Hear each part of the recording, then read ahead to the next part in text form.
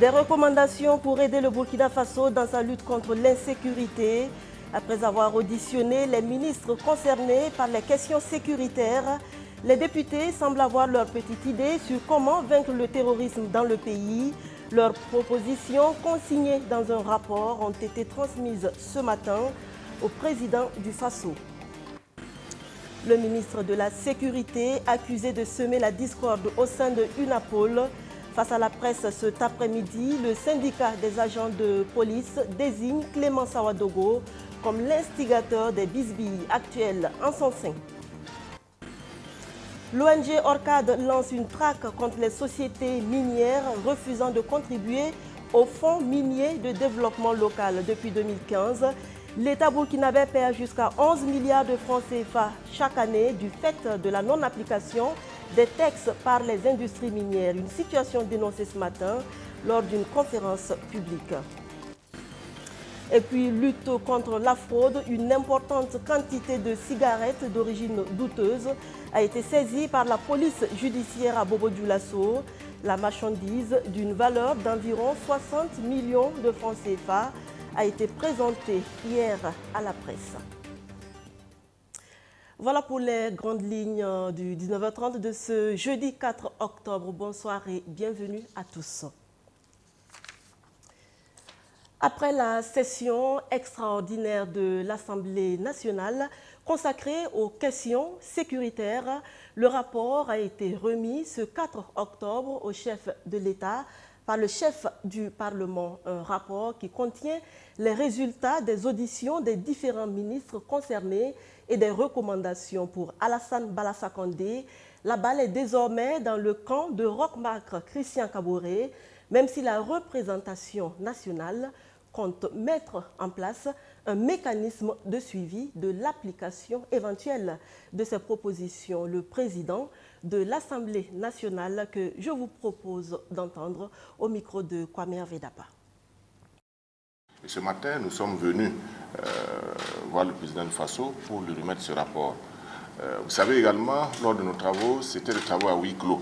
Ce que nous avons mis à la disposition de la presse, c'est uniquement les recommandations de l'Assemblée nationale. Mais ce que nous avons apporté ce matin est le rapport général qui donne la quintessence des interpellations des différents ministres, des auditions des différents ministres. Donc nous avons jugé bon de venir remettre ce document au président du Faso. C'est à lui de voir dans ce document ce que chaque ministre est venu nous dire dans le huis clos. C'est à lui aussi de vérifier si ce que les ministres ont dit sont exacts, si ce que les uns et les autres aussi ont demandé, si ce n'est pas déjà fait. Donc c'est ce travail de fourmi-là que nous sommes venus remettre de façon confidentielle au président du Faso. Et nous lui avons dit également que nous souhaitons qu'au niveau du gouvernement, parce que nous avons eu à faire des commissions d'enquête parlementaire, certaines recommandations traînent à voir le jour, mais cette fois-ci, nous avons insisté auprès du président du Faso que les recommandations que nous avons eu à faire, que cela soit suivi d'effet. Et à ce niveau, nous lui avons dit que nous allons mettre en place un comité qui va suivre la mise en œuvre de ces recommandations-là. Et comme lui-même il l'a dit, en tout cas, c'est à nous de faire notre travail.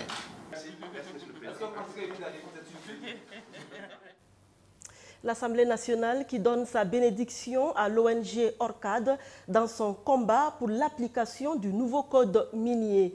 Des sociétés minières qui refusent d'assumer leurs responsabilités sociales comme exigé par la loi de 2015. C'est un manque à gagner énorme pour l'État, jusqu'à 11 milliards de francs CFA de pertes chaque année, de l'arnaque vis-à-vis des populations d'après l'ONG qui entend y mettre fin cette année. Luc Pagbelgem. Le nouveau code minier adopté en 2015 connaît une mise en œuvre timide selon l'ONG Orcad. L'Organisation pour le renforcement des capacités de développement note une influence des sociétés minières sur l'État et cela se traduit par l'absence de prise de décret devant amener les sociétés à approvisionner le fonds minier de développement local. À titre d'exemple, des sites miniers comme Essakan dans le Sahel auraient contribué à hauteur de 1,8 milliard de francs CFA au développement des communes de la région ces 4 dernières années dans le cadre de la responsabilité sociale des entreprises. Or, si la société respectait le nouveau code minier, ce serait au minimum 12 920 millions de francs CFA qui seraient revenus aux mêmes communes en respectant la norme de 1% de chiffre d'affaires réservé au compte du Fonds minier de développement local. Devant un tel constat, ORCAD fait partie des organisations de la société civile qui ne comptent pas laisser exploiter les ressources minières du Burkina Faso sans contribuer au développement des localités abritant les sites. Il y a également une grande influence des sociétés minières dans la mise en œuvre de ce code minier, notamment l'opérationnalisation du Fonds minier de développement local. C'est pourquoi nous disons que nous reprenons notre combat. Et ce Fonds minier de développement local, c'est une décision que nous avons prise au niveau de la société civile. Nous le voulons cette année 2018. Nous ne parlons pas de 2019.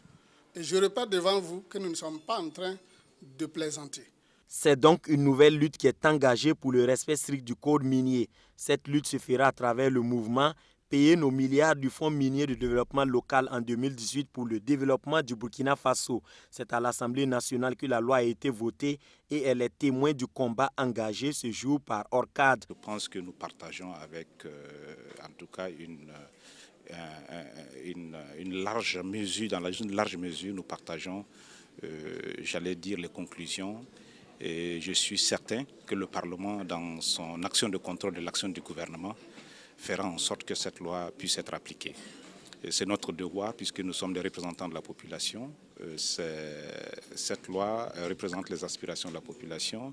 Elle vise aussi à faire en sorte que nous ressentions davantage l'impact de l'exploitation de nos ressources minières.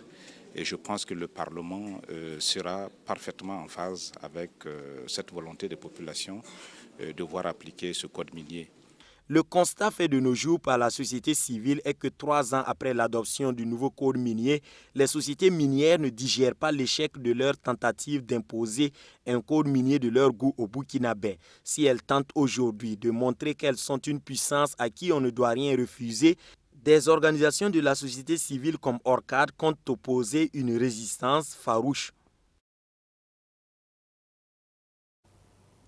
La fraude, un autre phénomène qui porte un coup dur à l'économie nationale. À Bobo-Dioulasso, la police judiciaire des Hauts-Bassins a mis la main sur un important lot de cigarettes frauduleuses. Le produit, dont la valeur est estimée à 60 millions de francs CFA, a été présenté à la presse ce mercredi. Fatoumata Traoré, Arsène Konditomde. Plus de 2 millions de bâtons de cigarettes dans les mailles du filet du service régional de la police judiciaire des Hauts-Bassins. Des cigarettes de marque non autorisées à la vente au Burkina Faso qui ont été illégalement importées des pays limitrophes. C'est au cours d'une patrouille que la police judiciaire a mis la main sur un individu transportant un sac plein de ces cigarettes. Une enquête a par la suite été ouverte et a conduit à un domicile où étaient entreposés tous ces produits dont la valeur est évaluée à environ 60 millions de francs CFA. La perquisition a permis de saisir, entre autres, 500 cartouches de cigarettes de marque Golsi, soit 5000 paquets. 500 cartouches de cigarettes de marque Sir, soit 5000 paquets de cigarettes. Et 104 cartouches de cigarettes de marque Yankee, soit 1040 paquets. Au total, 11 040 paquets de cigarettes frauduleux contenant 2 208 000 bâtons de cigarettes ont été saisis. Pour mener une activité de commercialisation, d'importation ou de production de cigarettes au Burkina Faso, plusieurs conditions rentrent en ligne de compte. Ce sont entre autres la détention d'un agrément du ministère en charge du commerce et un code d'authenticité fiscale. Et en plus de ça, pour ce qui est du produit lui-même, voilà, il faut forcément qu'il y ait les mentions vente autorisée au Burkina et attention à votre santé sur les paquets. Si sur le paquet de cigarettes qu'on retrouve sur le marché, il n'y a pas la mention vente autorisée au Burkina, il n'y a pas la mention attention à votre santé, si le niveau de nicotine et de goudron n'est pas précisé, s'il n'y a pas le code Identify, du même coup, c'est un produit interdit de vente au Burkina Faso. En plus de la peine de prison, l'importation illégale des produits est sanctionnée d'une amende allant jusqu'à 500 millions de francs CFA. Vu la valeur des produits saisis, le présumé coupable qui a été déféré devant les institutions compétentes peut se voir infliger une amende de plusieurs millions de francs CFA. Une situation dont le ministre de la Sécurité se serait bien passé. Clément Ouedraogo, déjà dans le collimateur de l'opposition politique, est accusé d'être à l'origine de la crise que traverse le syndicat des agents de la police nationale. Une appel formelle devant les journalistes cet après-midi. Le ministre de la Sécurité et le directeur général de la police nationale ne sont pas étrangers à la création du deuxième syndicat de police, visiblement mis en place pour combattre le premier. Abdourazak Traoré. La liste des nouveaux bureaux de l'UNAPOL, l'Union Police Nationale, une publication qui fait état d'une audience avec ce 10 bureaux.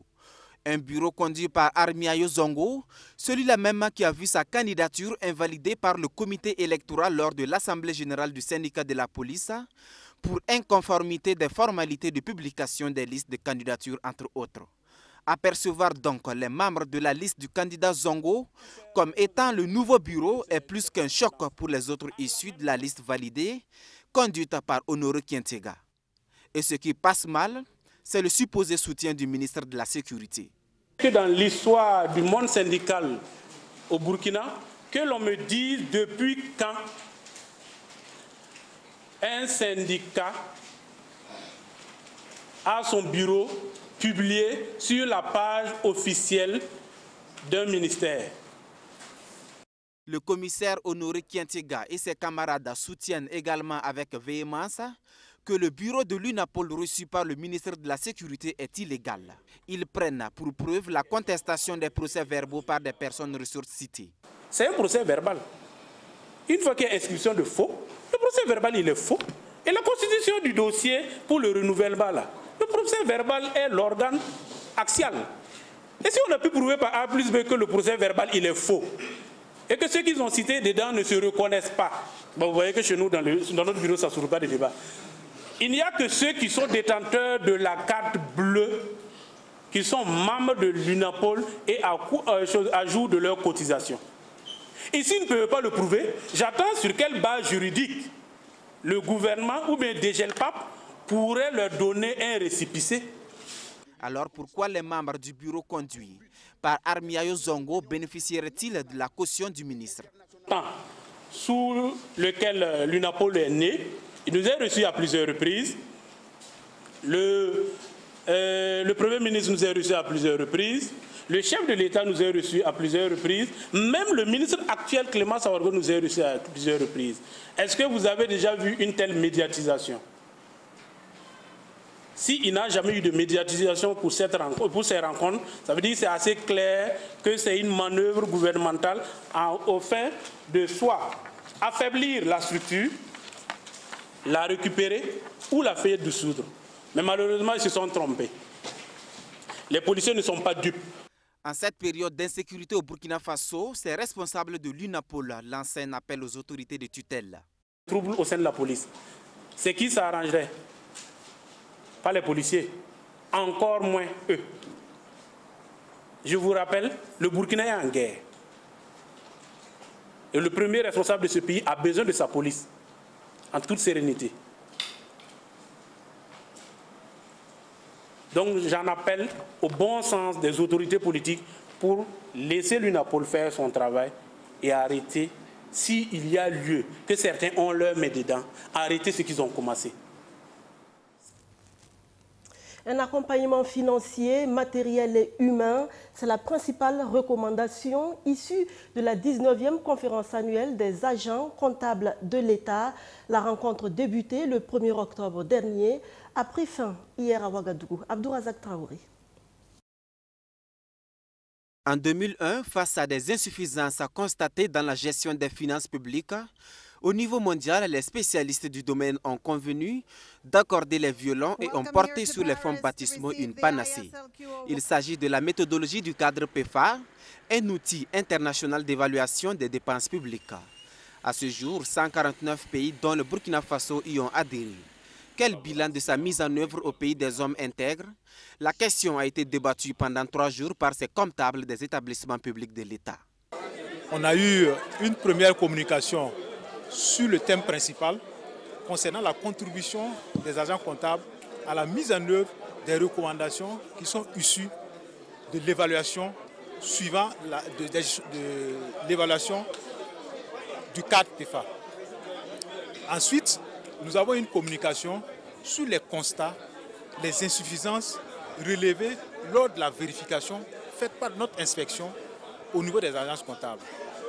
Troisièmement, on a une communication relativement aux indicateurs de performance qui doivent être appliqués à ces agents comptables. Et enfin, on a une communication relative, bien sûr, à comment mieux gérer effectivement les agences. À l'issue des communications et des échanges, les participants ont recommandé plus de ressources financières pour leurs activités de comptabilité. Donc, ils ont demandé à avoir les moyens nécessaires pour pouvoir mettre en œuvre ces recommandations-là. On a fait le constat que les agents comptables sont plus ou moins, j'allais dire, les moyens ne suivent pas. Donc, ils ont demandé à ce qu'on puisse les accompagner pour qu'ils puissent mieux contribuer à améliorer la gestion des finances publiques. Les autres recommandations, vous savez, on a touché actuellement les agents comptables. Or, au niveau des EPE, il y a d'autres acteurs. Les agents comptables ont souhaité qu'on élargisse en fait la sensibilisation aux autres acteurs. On a pris des résolutions quand même pour mettre en œuvre ce qu'on a appris ici. On a vu un peu que la méthode BEFA est rigoureuse. C'est une méthode quand même qui requiert un certain nombre de disciplines. Discipline budgétaire, la transparence et une très bonne approche en matière quand même de gestion financière et comptable. Et la production à bonne date des situations comptables. Donc on a pris la résolution pour faire en sorte quand même qu'on puisse appliquer au mieux ce qu'on a appris ici. Autre résolution prise par les participants à la 19e conférence annuelle des agents comptables de l'État, c'est de produire et de transmettre dans les délais requis les situations financières et comptables. Fin hier mercredi également de l'Assemblée générale de l'Association des médiateurs des pays membres de l'UEMOA. Là aussi, des résolutions et des recommandations à Ouagadougou. Les médiateurs institutionnels se sont engagés pour l'amélioration des systèmes éducatifs dans l'espace communautaire. Madina Sienou. Après 3 jours d'intenses réflexions sur leur rôle dans la résolution des crises et dysfonctionnements des systèmes éducatifs dans l'espace UEMOA, l'Association des médiateurs des pays membres de l'UEMOA a de concert avec l'ensemble des acteurs du monde éducatif formulé 6 principales recommandations pour venir à bout des maux qui minent le secteur de l'éducation. Entre autres, on peut citer l'implication des institutions de médiation dans la prévention et la gestion des crises des systèmes éducatifs et l'harmonisation des frais d'inscription dans les universités publiques de l'espace. Nous sommes sûrs qu'avec ce regard de médiateur que nous sommes, neutres mais défendant les citoyens, interpellant aussi l'administration publique afin que cette administration soit plus moderne et plus capable, et nous sommes sûrs que nous allons trouver des solutions. Mais il ne faut jamais tout reverser à l'État. S'attendre que l'État et l'administration gèrent tout, nous avons notre part et nous devons œuvrer ensemble à régler cette équation, cette épine qui est devenue vraiment un mal en Afrique. Et pour que cette conférence internationale des médiateurs des pays membres de l'UEMOA ne soit pas une conférence de plus, Saran Sérémé et ses pairs donnent des garanties sur la mise en œuvre effective des recommandations issues de cette rencontre. Nous avons décidé, concernant ces recommandations, de mettre en place un mécanisme de suivi et d'évaluation. Et chaque médiateur dans son pays suivra ces recommandations. Et à nos prochaines réunions du bureau, chaque médiateur fera le point de l'exécution de ces recommandations. Parce qu'il faut éviter d'endormir les citoyens. Pour les 2 prochaines années, Maître Sirfi Maïga, médiateur du Niger, prendra les rênes de l'Association des médiateurs des pays membres de l'UEMOA. Il remplace à ce poste le médiateur du Sénégal, Alioune Badra Cissé. Des kits scolaires et des bourses d'études pour une meilleure prise en charge des élèves démunis de l'école Wendla Sida de Rimkieta et de la Fondation AMI. À Ouagadougou, c'est la société immobilière espagnole PNBF qui mène ses actions humanitaires. Le 1er octobre, jour de rentrée des classes, a été mis à profit pour cela. Abdoulaziz Saré, Abdourazak Traoré. La Fondation Ami de Rimkieta, c'est 15 ans d'existence. 15 ans dans la prise en charge scolaire des enfants démunis. Et ce, grâce à l'appui financier de certaines bonnes volontés. Pour cette rentrée scolaire, c'est la société immobilière PNBF qui a décidé de venir en appui à cette fondation avec la remise de kits scolaires, plus 500 bourses d'études pour une meilleure prise en charge des enfants. Bon, je voudrais remercier PNBF qui ont venu à notre aide. Grâce à eux, on a pu fournir les fournitures scolaires de 500 bourses d'études. On peut dire ça facilement, mais vraiment, ce n'est pas facile. Donc, du fond du cœur, merci, muchísimas gracias. Comme la Fondation AMI, c'est l'école Wendla Sida de Rimkieta qui bénéficie également de kits scolaires PNBF au profit de ses élèves les plus démunis. Un geste salué par le directeur de l'école. Combien sont-ils ces enfants qui jusqu'à ce jour n'ont rien comme fourniture scolaire? Ce geste vraiment est la bienvenue. Nous l'acceptons vraiment à cœur joie. Et franchement, cela ne fera que le bonheur des enfants et des parents d'élèves. À l'endroit des donateurs, je leur souhaite vraiment bon vent et beaucoup de courage. Nous les invitons surtout à revenir, si possible, l'année prochaine. C'est qui vont me permettre de travailler à l'école. Je remercie PNBF. Selon les responsables de la société PNBF, ces dons témoignent de leur engagement en faveur des causes sociales et en particulier celles des enfants. Pour nous, l'éducation, c'est quelque chose de très important. L'éducation est un facteur de paix, c'est un facteur d'intégration sociale. Et donc, comme société internationale qui œuvrons au Burkina Faso depuis 2014, c'est vraiment important de donner le coup de pouce là où nous pouvons le faire. C'est un petit geste, c'est vrai. Ce sont 2 écoles, 2 institutions, mais ça vient du fond du cœur. Et nous nous rendons compte en œuvrant au Burkina Faso qu'il y a vraiment quelque chose à faire. Et nous voulons vraiment démarrer dès la base. C'est la motivation de notre action. Cet bénéfice qu'ils ont donné avec le matériel scolaire, ça prouve aussi que le cœur de cette société est là toujours au Burkina Faso. Ça me fait du bien au cœur et de leur souhaiter aussi beaucoup de courage et souhaiter aussi beaucoup de chance pour qu'ils peuvent dans l'avenir de continuer à aider le public burkinabé. Ce sont au total 1149 kits scolaires qui ont été offerts à l'ensemble des 2 structures. Plus de 4 millions de francs CFA, c'est le coût total du don. Ce ne sont pas les gens heureux qui sont reconnaissants à la vie, mais les gens reconnaissants qui sont heureux. Toute situation a ses bons et mauvais côtés. Apprenez à ne voir que le côté positif de la vie. Ce n'est pas toujours évident, mais c'est possible et surtout c'est très important. Bonsoir chez vous et à demain.